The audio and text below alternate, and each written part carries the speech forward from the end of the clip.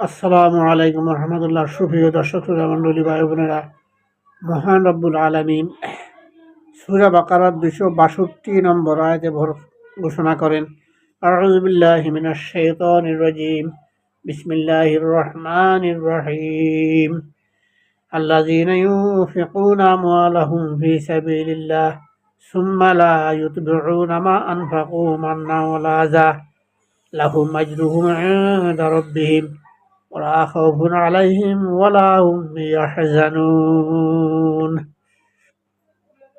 যাহারা আল্লাহর পথে মাল খরচ করে অতঃপর এ কারণে খোঁটা দেয় না এবং কষ্ট দেয় না, তাদের রবের নিকট তাদের জন্য যথার্থ প্রতিদান রয়েছে। তাদের কোনো চিন্তা ও ভয়ের কারণ নেই। সুবহানাল্লাহ, সুবহানাল্লাহ, সুবহানাল্লাহ, আলহামদুলিল্লাহ, আলহামদুলিল্লাহ, আলহামদুলিল্লাহ।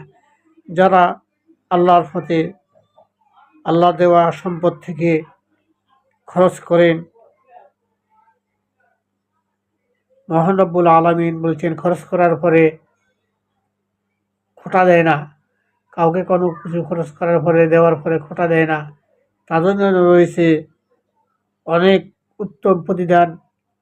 তাদের কোনো ভয়ও নাই, তাদের কোনো চিন্তাও নাই। আল্লাহ আমাদেরকে খোঁটাবিহীন খরচ করার জন্য রাতের আন্ধারে, দিনের আলোতে, গোপনে, প্রকাশ্যে, ডাইনাতে, বামাতে তৌফিক অনুযায়ী আমরা যেন আল্লাহর জন্য প্রাণ খুলে খরচ করতে পারি। আল্লাহ আমাদেরকে সেই তৌফিক দান করুন। ওমা তৌফিক ইল্লা বিল্লাহ। আসসালামু আলাইকুম ওয়া রাহমাতুল্লাহ।